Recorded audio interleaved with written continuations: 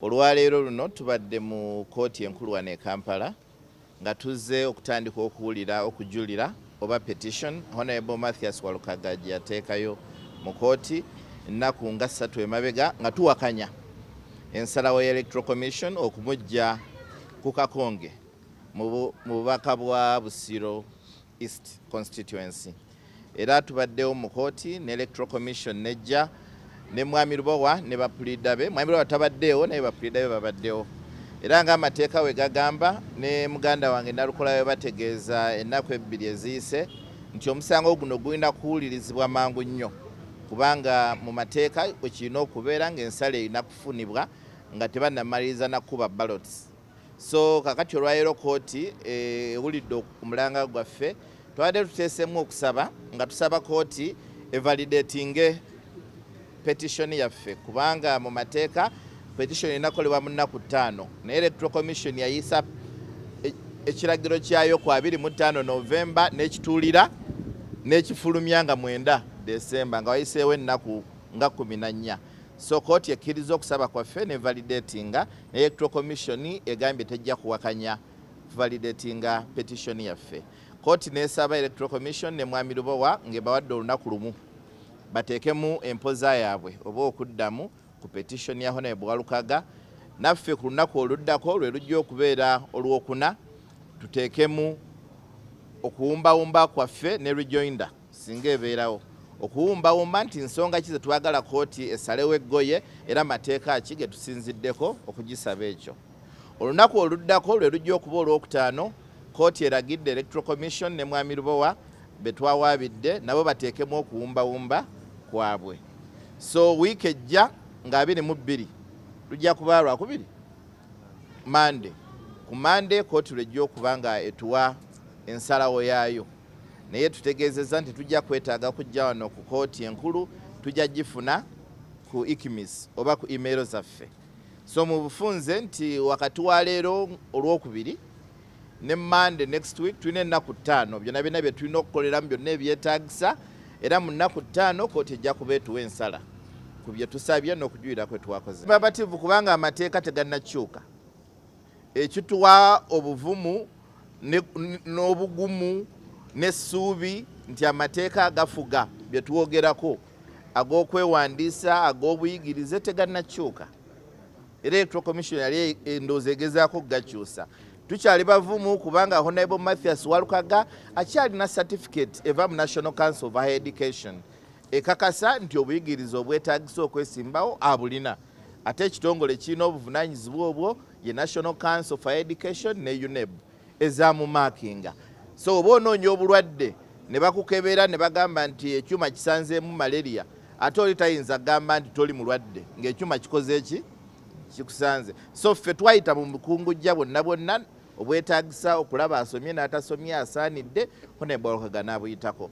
Obuzibu bwe tulina bwe busosoze nti abalina ssente nga basobola okusomesa abaana baabwe ne bava mu kibiina kimu ne badda ku kiri mu myaka emigere basosola abo abanyigirizibwa olw'embeera emu n'endala ne bava mu ssomero ne bakomawo nabo bakole ki beeyongerewo. So waliwo abalwanyisa obuyigirize n'obumanyi mu ggwanga muno. Kyova olaba nti Mwami Walukaga ekimuluma era ekimukubya busosoze abaasoma ennyo abalowooza nti baasoma nnyo kuba bamanyi Oluzungu balowooza nti ye tasaanidde kubanga yayita mu mature age entry bwe busosoze obumbonyabonya. Bye nalyogedde baloyazi babyogedde ate loolobo nze kye nnina okukola kwe kubawa ebiragiro nti tukole kino tuddeko kino ebikwatagana n'amateeka be bali competent mu ebyo. Nze kati tulinda ennaku z'omwezi 22 tulinda ruling gye tusuubira nti nno Mukama agenda gisaamu omukisa era tubeere bawanguzi. Yeah, it's okay. Anda wange Luganda wanje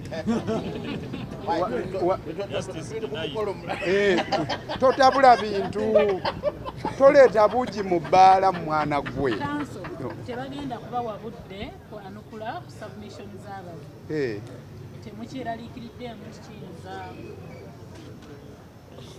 Waliwo ennono y'amateeka egamba nti oyo ali mu musango talina ate kutagulula bigere ate agende kubisukka ku ebyo bye yaleeta mu kkooti.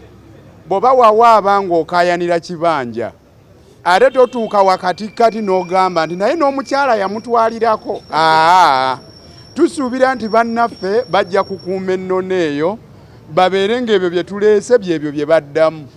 Kyokka ate era mu ngeri y'emu singa basukka we balina okukoma ne tuzuula ng'ekyo kye baleese kiyinza okukosa omuntu waffe.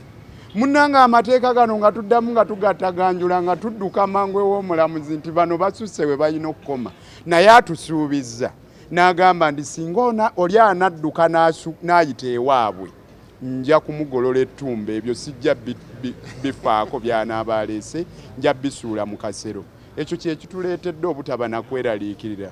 Ye nga lwaki tweraliikirira nga twaleeta ensonga zonna ennywevu mu buwandiike ne tuziteeka mu kkooti? Tusuubira nti omulamuzi oyo ajja kukola bwenkanya. Ng'era kaakano bw'abadde akoze bw'atandise okuwulira ensonga yaffe mu bwangu. Ekyo nakyo tukijaguze. Omanyi abantu b'ensi eno baagala nnyo okutereka essanyu lyabwe mbu banaajaguza oluvannyuma. So nga ate buli lunaku lw'oliwo ng'oli mulamu jaguza ekyo ky'oba otuuseeko. Luganda wange Luganda wange totabula bintu, toleeta buugi mu bbaala mwana gwe. Tebagenda kubawa budde kwanukula submission z'abantu. Temukyeraliikiriddemu kiyinza. Waliwo ennono y'amateeka egamba nti oyo ali mu musango talina ate kutagulula bigere ate agende kubisukka ku ebyo bye yaleeta mu kkooti. Bw'oba wawaaba ng'okayanira kibanja ate totuuka wakatikati n'ogamba nti naye n'omukyala yamutwalirako. Tusuubira nti bannaffe bajja kukuuma ennono eyo babeere ng'ebyo bye tuleese byebyo bye baddamu. Kyokka ate era mu ngeri y'emu singa basukka we balina okukoma ne tuzuula ng'ekyo kye baleese kiyinza okukosa omuntu waffe. Munnanga amateeka gano nga tuddamu nga tugattaganjula nga tudduka mangu ew'omulamuzi nti bano basusse we balina okukoma. Naye atusuubizza n'agamba nti singa oli anadduka n'ayita ewaabwe nja kumugolola ettumba, ebyo sijja bifaako by'anaaba aleese, nja bisuula mu kasero. Ekyo kye kituleetedde obutaba na kweraliikirira. Ye nga lwaki tweraliikirira nga twaleeta ensonga zonna ennywevu mu buwandiike ne tuziteeka mu kkooti? Tusuubira nti omulamuzi oyo ajja kukola bwenkanya. Ng'era kaakano bw'abadde akoze bw'atandise okuwulira ensonga yaffe mu bwangu. Ekyo nakyo tukijaguze. Omanyi abantu b'ensi eno baagala nnyo okutereka essanyu lyabwe mbu banaajaguza oluvannyuma. So nga ate buli lunaku lw'oliwo ng'oli mulamu jaguza ekyo ky'oba otuuseeko.